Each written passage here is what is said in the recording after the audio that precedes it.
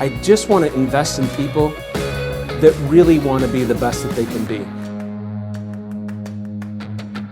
Hello, everyone. It's Todd Scrima with another BeYourBestSeries.com. Forgot what my podcast was called. I am fortunate enough to have my own brother on here. His name is Kirk Scrima. Kirk and I grew up together. We've been best of friends. We've been working together now for several years. And I'll kind of tell you a little bit about him as we move along. This episode is being a leader for yourself. And, you know, when I do this, this is a podcast that's meant to, that anyone could listen to. So we send it out to our past clients and we send it out to the general public. You might be a business owner, you might be a stay-at-home mom, but hopefully we'll give you a couple tips. I created this because I love learning from other people. I love talking to people that have success in life and they're giving you some tips on how to live a little bit better life. This subject is a big one. I actually think this is one of the biggest subjects that is talked about the least, how to be a great self-leader. So I'm going to give you a little overview and then we're going to jump into it. So if you think about this in 4 parts, and this is what I've seen in my life, what I've seen in coaching others, it starts step 1 with self-esteem. And this is, again, one of those subjects that's not talked about a lot. Some people call it self-confidence. I tend to call it self-esteem. And that is, it's basically a belief system that that God doesn't make any junk. You're a special person and you're here to do great things. That's the idea of self-esteem. We'll talk about that because there's a lot there. The second one is having a vision. You know, if you want to do something in your life, there comes a point where you're going to have to write it down if you want to do it. And we'll talk about a couple different ways to do that. The third part of the plan is to develop the plan. Like, what is it? Okay, I want to buy a boat.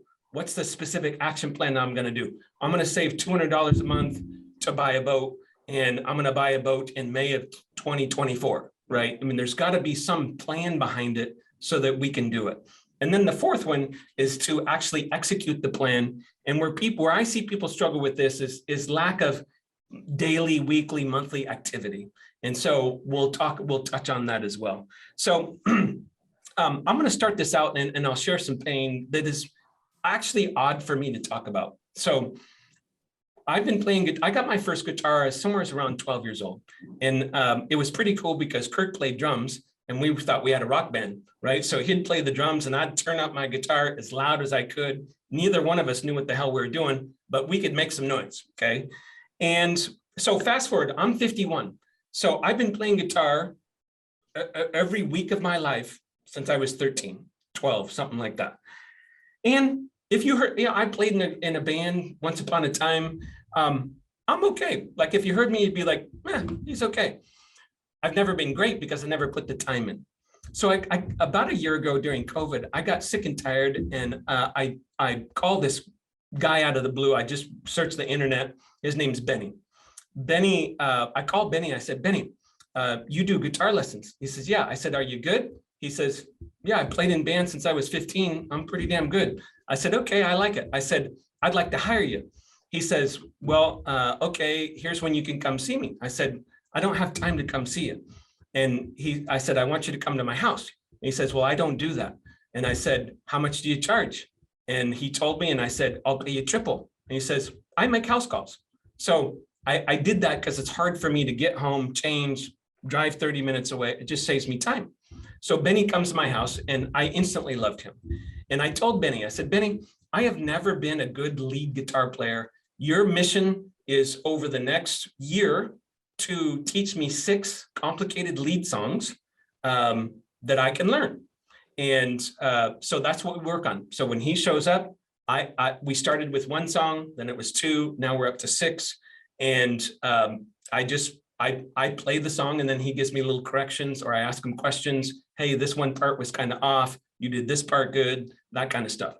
So here's the lesson though. And this sounds odd for me to say because I'm so confident in so many different areas. I doubted whether I could learn those songs. I doubted.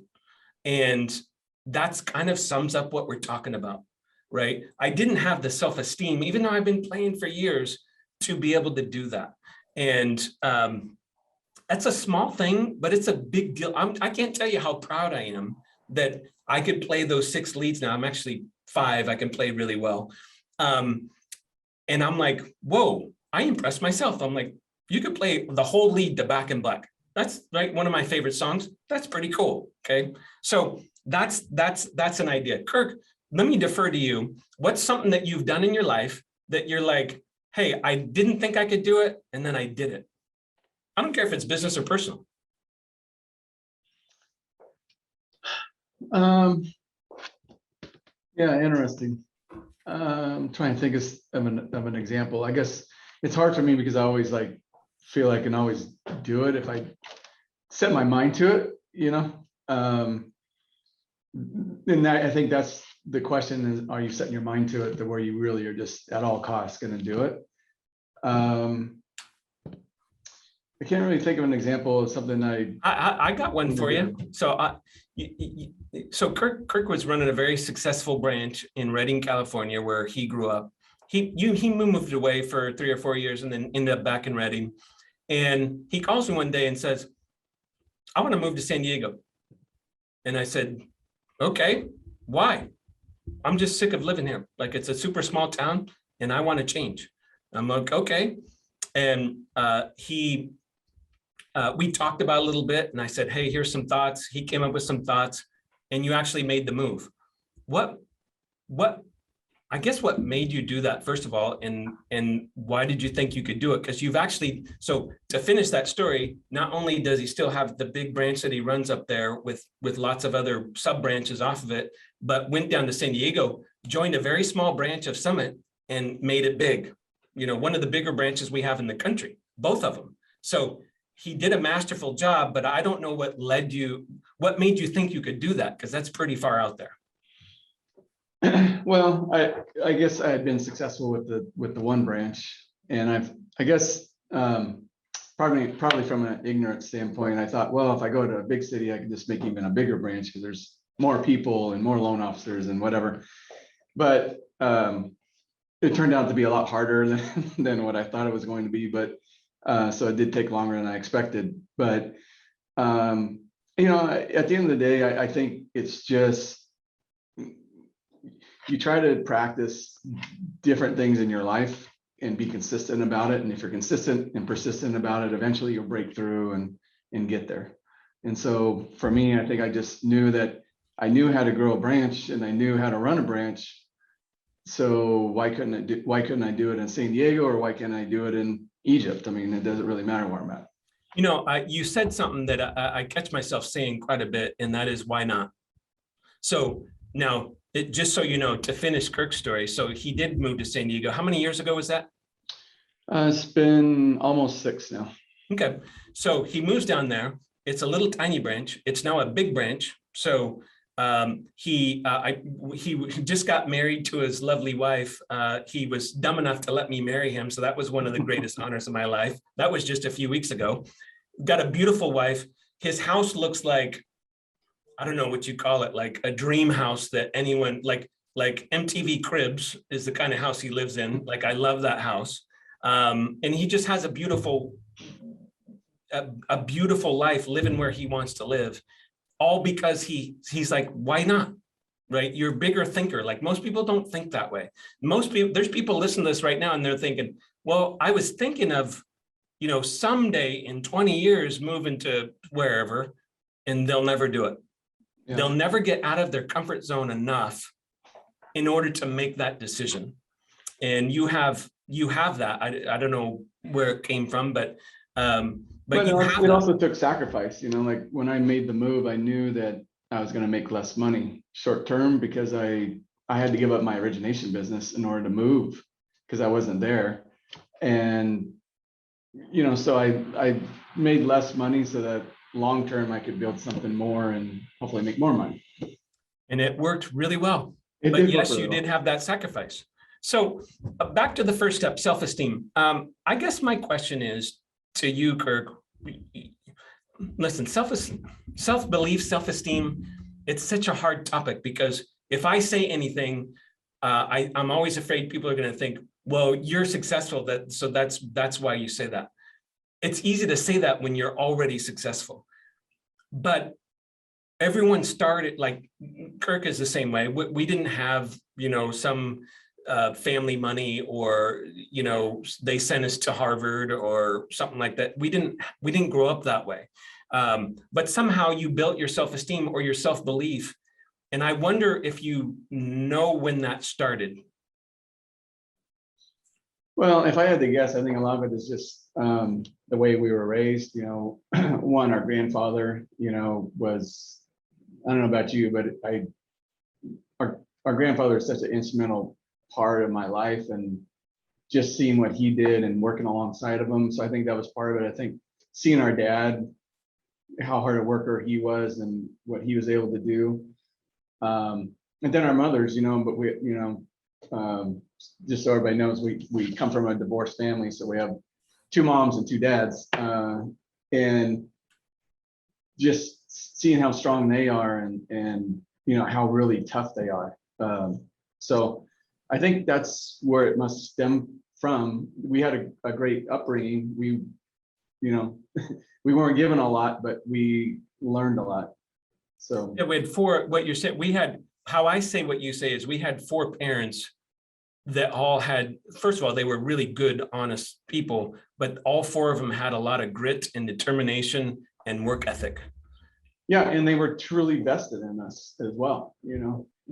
We weren't just along for the ride. They taught us, they cared enough to literally teach us, they're part of the lesson. Well, let's be honest, we on the farm, on the family farm, we were the worker bees, right? So yeah. It was a way for them to save labor. Dad did the same thing. He had Kirk and I working when we were 16 or so. And, to him, it was, I'm making fun saying cheap labor, but yeah, he just expected us to work in the company. And so we did, right? We started out at $5 an hour. I still remember that. We were rocking back then. So on the whole self-esteem thing, like some people heard our comments just now and they're thinking, well, I didn't grow up that way. Okay, you can change it, right? That's the idea. Yes, a lot of this comes from our childhood, but there's parts of all of our childhood that are broken. There's not any person that has some perfect parents out there and taught us every single thing we know or taught us correctly. That's not true. So everyone has those stories. So anytime, but here's my belief with self-leadership, don't ever give yourself any excuses, no matter what. If you're fat, it's because you eat too much. If you don't make enough money, it's because you're not skilled enough to earn more money, right? Or you don't sell enough, or whatever your trade is.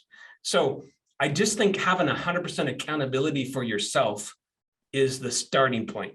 And not, I was coaching one of our groups today, and a branch manager had the gall to tell him to start giving me an excuse on why he didn't do something.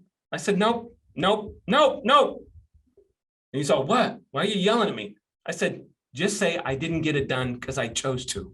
I chose to not get it done. It's okay. That's the truth. It's not the dog ate your homework. It's not anything else. You chose not to do the assignment. It's okay. Take the beating and we'll move on, right? So that's an example of that. Self-esteem, I think you could do a whole one just on self-esteem. I believe, and I truly believe this in my heart, I believe that anyone can do anything. I think if someone else can do it, you can do it. Now, you can't be the best at 15 things. I tell myself, and I love to fly fish. I'm a mediocre fly fisherman. I love to play golf. I've been playing golf since I was 17. I'm a mediocre golfer, okay? I play guitar. I'm a mediocre guitar player, but I had to choose a couple things that I was gonna be good at. And for me, to this day, it's always kind of been the same for me. I'm gonna raise really good kids, and I'm gonna be a really good businessman. I think there's gonna be a couple areas of your life where you're like, I'm gonna be great at this. And I think one of those should be your career. I know that sounds self-serving because I'm an employer, but I truly do believe that because it makes your life better, right? There's so much of your life, over 60% of your waking hours are at work. You might as well excel at your work. So let's talk about vision. So, off the top of my head, we teach a lot of yearly goal setting. We have a 5-year vision planning system that we use. And then I use dream goals and lifelong goals. So if those are all examples of putting things on paper that allow you to achieve whatever you're thinking of. I do this silly exercise. I've done it with thousands of people. And I say, hey, take a business card, write down your dream, today's date, and your dream income goal. Like stretch yourself, like dream income goal. And so many people have come up to me, and including myself, I've done that 4 or 5 times now. And they'll say, hey, I found this in my wallet. I wrote it 3 years ago and it came true. Like they literally forget it's in their wallet. I've forgotten mine in my wallet, but then you see it happens. Just writing that down, that kinesthetic type learning, getting it in your subconscious, it just seems to happen. So I wonder how you think about vision, because I know we do a lot of goal setting, or maybe you do the same thing, but how do you get an idea in your head and how do you write it down? Well, one of the things I do is I write down my goals at the beginning of the year. I look at the 7 areas of life and, family, money, etc. And I write down one goal I want to achieve. And I give myself 6 months to, I do it twice a year, one in the beginning of the year, one in the middle of the year. And it's just one thing. So because you can't just change too many things all at once. So I look at the 7 areas of life, and then I add one that's just for fun. So the one that I have right now just for fun is to get down to a 9 handicap. I'm at a 10.3 right now. When I wrote it, I was probably a 12. So, I'm slowly getting there, and the goal is to be there by the end of December. Now, I don't know if I'll reach it or not, but I write those on a piece of paper, and then I would like to stick it on my mirror, in my bathroom, but Sherry Ann's like, no, I don't want to see that up on the mirror. So I have it in my drawer, and every morning, the first thing I do, I get up, brush my teeth, I pull out the sheet, and I just read them as I'm brushing my teeth. So let me ask you a question. First of all, great tip there. Brushing your teeth and just glance down at your goals. That's great, right? Anything you can do. I talk a lot about morning routine, and this morning I prayed to God. I wrote down my gratitude journal, and I just glanced at my lifelong goals. I literally just read like 4 of them, like things that I want to do before I die. Just little things like that. It's a little practice. But my question is to you. If you write all those goals down, and you don't have a lot of them, which I think is part of the key, but 70% of them you miss, do you feel like a failure? No, because if I don't reach the goal, then I just repost the goal for the next time around. Or sometimes I figure out I really just didn't want that goal that much. Yeah. Like it wasn't as important to me as I thought it was. And so therefore it didn't excite me enough to try to achieve it. So, and I look at it and go, I really just don't want to do it. So I have the same experience. The reason I asked you that is because a lot of people don't write down goals because they're afraid they'll feel like a failure when they don't achieve them or they miss the mark. And I promise you, you will not. That is not what happens. Yeah, I think people worry a lot about failure. And as I've gotten older, I've realized that it's okay to fail. I tell people all the time, I tell my guys all the time, hey, there's only one guy I know that's walked on water. I know it's not me. For sure it's not you. We're all broken. It's okay. Yeah. It's okay. Self-acceptance. All we have to do is we just need to work on those areas that we need to get better at and just slowly chip away at it. And through time, you'll make progress, and you'll look back and go, wow, I'm so much better than I was, a year ago or 5 years ago or whatever. Yeah, I had a great moment. Again, I was coaching day to day. So I'm coaching one of our guys. He started with this 3 years ago, and I didn't coach him in a while. I coached him in his first semester when he started. I haven't coached him for a few years. And so he gets on the call, and I remember his old savings rate that he wanted to save was $500 a month. This month he saved $14,000 after taxes. He had literally I think it was $10,000 to his name. Now he has 250,000, 247,000. 3 years later. And he told me, he says, Todd, when I started this whole process and you told me I was going to make 500,000 a year and I had never made more than 110,000, I thought you're crazy. When you told me someday I would save 3, 4, 5,000 a month, I thought you're crazy, right? And so these things take time and energy and sometimes several years, like you said, 7 years to build a bigger branch. It happened over time. It does not happen overnight. And so many people, but so they get into year 1 or year 2 or month 1 and they give up, and that's not where the success level is, right? Yeah. The next thing is developing a plan. So I'll give you an example. So I remember when I was first a loan officer, and I just thought it would be the coolest thing in the world if I could make $100,000 a year. And the first full year I worked in the business, I made $52,000. And I walked back, I was all pissed off. I walked back to my boss. I put my W-2 on his desk. And I said, if that doesn't say 6 figures next year, you'll have my resignation. And he looks at me and he's all, why are you so puffed up and angry? He says, you're just learning. You're doing great. And I said, I'm working too hard not to see the results quicker. And he says, well, life doesn't really work that way. Yours will probably say 100, you're just starting to do really well. And I went away and I thought, okay, I started developing a plan. And I decided, I said, look, if I sit down and I were to contact 10 people a day, I would get 1 or 2 appointments a day. And if I did that, I would have 20 appointments a month of people that could send me business. And because of that, I know I need 30 leads a month in my business in order to close this many deals. And I made it a math equation. And I did the same stuff every single day. 10 calls out, 2 appointments, 10 calls out, 2 appointments. And I did that for years and years. And my business trajectory went up. So I made 100 grand, couple years later, made 250, couple years later, made 500, couple years later, made a 7-figure income. And it's continued to increase for years and years because I do the same plan all the time. Very hard for people to stick to a plan and break it down into little bite-sized pieces. And I wonder why you think that is. What's the question? Why people don't? Why don't people develop a plan and stick to it?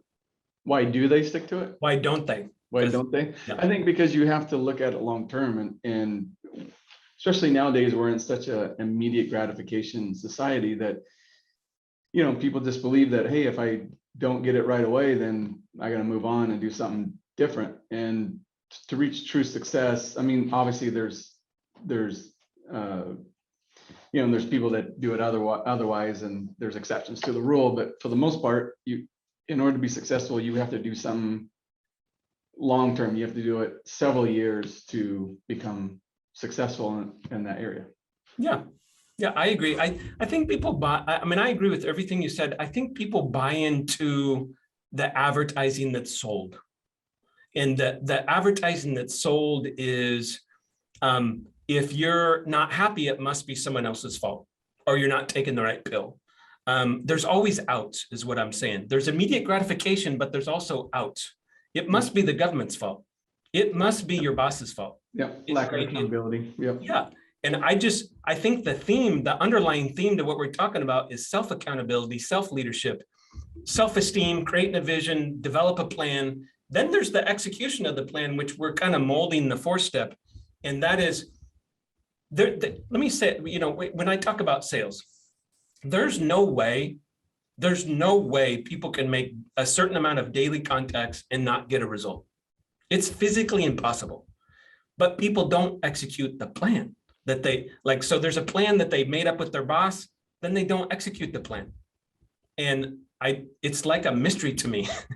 Well, the other thing that happens is people do the plan for a month and it works, and then they stop. I literally had a guy works for me. He literally, I was coaching him last semester. I think he made $38,000 in a month, literally didn't show up to the office for 2 weeks, total MIA. So I finally got a hold of him. I said, bud, if you were in front of me, I'd literally punch you in the head. You must be the stupidest person on the planet. I was so pissed, like MIA. I'm talking MIA. We almost fired him for job abandonment. He said, Todd, I was struggling at home. I wanted to spend some time. I'm like, oh, you couldn't text your boss and tell him that? You couldn't communicate with me? Like, what are you thinking? In other words, that massive roller coaster that people go through, and it pains me to watch people do it. I'm like, why don't you just stick to a simple plan? Yeah. I don't know why that's so hard. Yeah, I don't know either. But I think it's just lack of vision, not realizing it's going to take a while, and celebrating the success along the way. You have to enjoy the journey, as well, I think. Yeah. You have to appreciate, hey, I have progressed. Well, Ed Milet did this. Victory. Ed Milet did that, and I think he's dead on. I think that the key to happiness is the gratitude that you just mentioned.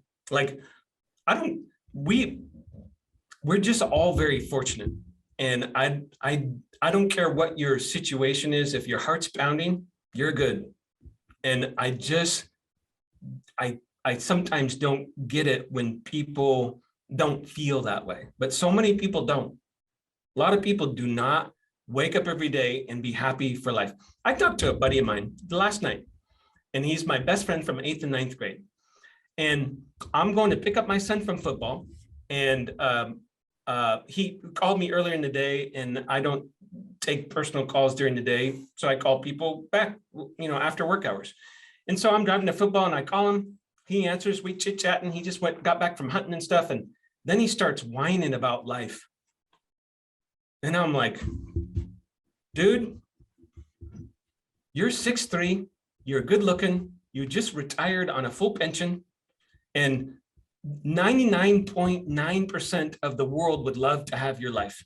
So I'm not going to listen to you bitch or feel sorry for yourself because you broke up with your girlfriend. That's ridiculous. You're being ridiculous. And, I can talk to him that way because we've been friends for so long. And there was about a 20-second pause. And he says, thanks for that. You're right. I'm just like, dude, I said, your problem is you're not grateful. You're not grateful. You're 51 years old and retired. You literally can live on a beach in Tahiti if you want to, the rest of your life. I said, you got so many choices, but yet sometimes when I talk to you, you're like, woe is me. I don't get it. Like, I don't live my life that way. He says, I know, that's why I always talk to you. I said, well, that's great. I take that as a compliment, but you have to feel that way. You have to feel that way. And it's a learned skill to learn happiness and gratitude and all that stuff. So yeah, I think it's something that we don't practice enough. I try to drill that into my kids all the time. In the mornings, I work out. After I get home from working out, I sit down and I do a grateful prayer. One, I thank God just for waking up that day, have the gift of another day. And then I just do a grateful prayer where it's 2 or 3 minutes of just what I'm grateful for. And there's so much to be grateful for. It could be the green grass, it could be the blue skies. It doesn't really matter what it is. There's so much to be grateful for. And then I pray for those people that I know are going through rough times, and that just really sets the day off, right? Because then you start off the day just being grateful to be alive and what you have, and knowing that there's other people suffering, so you can't really have a bad day when you start out your day that way. Yeah, it's pretty hard. Let's talk about some exercises. I've got a few of them, but that'll help with all this self-leadership stuff. Number one is more of a statement. But I ask people sometimes, who in your life does not treat you like a beautiful creature that you are? And this is going to hit home with some people, but I don't really apologize. If you're around someone, because a lot of people just thought of their spouse. A lot of people, if you're in a relationship or friendship or people that are trying to bring you down and make you feel less than, exit, stage left, like just run from those people because you are who you hang around. So I give this advice a lot. Divorce your friends that are negative, that are naysayers, that are whatever. They're just negative people. You're going to buy into it a little bit hanging around them. You can't help it. So that's more of a statement or something to do, I guess. I do this exercise with people where you write down the top 25 things you're tolerating in your life. And it could be anything. I did this exercise 25 years ago. crack windshield, clean the garage, right? You do the superficial, easy ones, and then you get to the heavy stuff. And I don't know, I've never talked to you about this, but one of the things I wrote down, remember you and Dad went through a period where you weren't talking? I wrote down, I hate that my brother and my father are fighting and not talking. And so the exercise was, after you wrote down your 25 things, is to take 3 days, like a Friday and 2 weekends, and get as much of that stuff done in those 3 days as possible. And one of the 3 things I did is conference call you and Dad and trying to get you to talk. I can't remember if you actually talked, but you ended up fixing it, so it must have worked. But that 25 tolerations of life, that's a great exercise. You don't need a form for it. You literally write down 25 things that you're tolerating in your life. I remember when you did it. It always stuck with me. Good. Okay. I never asked you. I did it during those 3 days. It was a weekend, and I got you guys on the phone. Rapport Leadership is something Kirk and I have both done. We've sent a lot of people. It's out of Las Vegas. It's a 3-day course on self-leadership. And they do it through exercises. So there's usually like 25 people in a room. You don't know anybody. You walk in and they make you do tons of exercises, talking in front of people, doing group events, all kinds of things. But what you learn, and it's kind of ingenious what they do, is you learn self-leadership as you go through those things, because it becomes very obvious what your blocks are. And again, 20 something years ago, but I loved it. I still think of that class to this. I probably think of that class. I must have did it 25 years ago. I probably think of that class once every 2 weeks still. How about you? Oh yeah, I think about it all the time. It's just one of those life experiences that just stick with you. And before and after moment. Yeah. And yeah, I think about it all the time. I think everybody should go through it. Yeah. One of those big life moments. And again, Kirk and I have sent kids and cousins and business people, and I've yet to talk to one person that's not like, wow, that was so impactful for my life. And I think it's something that just sticks with you because it's so impactful. And we all have those magic moments. The question is, are we paying attention, right? Are you paying attention? Are you conscious, of what's going on? We talk about a lot of things on this call: self-esteem, having a vision, developing a plan, executing the plan. Sounds simple. It's really not. It's really, but that's where the good stuff is. I got in a big argument with someone in business yesterday, and I called her afterwards towards the end of the day, and I said, hey, you know what happens after this, right? And she's like, I don't know what you're talking about. I'm still pissed off. And I said, the good stuff. I said, you can't have anything great happen without some sort of work and conflict and all breakthroughs, right? That leads to the good stuff. Yeah. And she's like, okay, I'm waiting for the good stuff. I said, it's coming. We got to wrap up. Kirk, give me some closing comments. Anything on your mind about this crazy subject? Yeah, I just think it's what you said. You can do anything that you set your mind to. You just have to want it and just chip away at it every day and work hard at it. It's worth going through that journey, because you'll come out the other side a better person. Whether even if you don't reach the goal, you'll come out a better person, somebody that that people look up to. And I don't know about you, but what's most important to me is my kids, and them being proud, and them like, hey, I being the example that they should follow. And yeah, my kids are all older, and they literally tell me that you're the reason, like you're the example for me. Well, I would tell you, you are that example. And I had a moment writing to your wedding that we did a few weeks ago, and I was just thinking about you and Sherry Ann, and I just thought, I am so proud. I'm so honored to be able to marry you two, but I was so proud of everything that you've done in your life, because I mean, I don't think anyone's life is easy, but I know your life story and it's not easy, right? That you worked super hard. You've really put in a ton of effort. You've been very consistent. You are always reading books. You're always working on getting better. You're always telling me about podcasts to listen to. Like, you're really into self-development and self-leadership. And that's why I wanted to do this with you. And I couldn't think of a better person that emulates that than you. And it's a big honor to do this with you. So I appreciate it. Well, no, I appreciate it. I mean, I learned a lot of it from you. So, I think we feed off each other in that regard, and that makes us this better together. Well, and that's what relationships are all about, both at work, as friends, as family. I always think, how can you leave that person a little bit better? But a lot of people don't want to broach those subjects, like I did with my friend last night, crying the blues about something silly. Yeah. I'm not saying those aren't real life issues. A breakup is a breakup and it's not easy, but to encourage each other or call each other out and tell someone, hey, you're not thinking about this right, challenging each other. All of that happens, but most people don't do any of that stuff. And so you live in this world of mediocrity. And I think about it, you and I have had this conversation. I'm 51, you just turned 54. And I'm like, hey, I got about 30 Christmases left. I got about 30 summers. Like, why not go all out?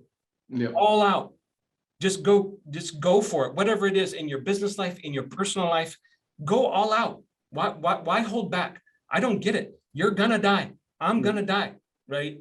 And you get one little merry-go-round and that's it. And hopefully whatever the afterlife is much greater and even better. But all I know is I got this time right now. And that's the big picture. So Kirk, thank you for being the guest. You're awesome. I love you. Love you, man. Thanks for having me. Thanks, buddy. I just want to invest in people that really want to be the best that they can be.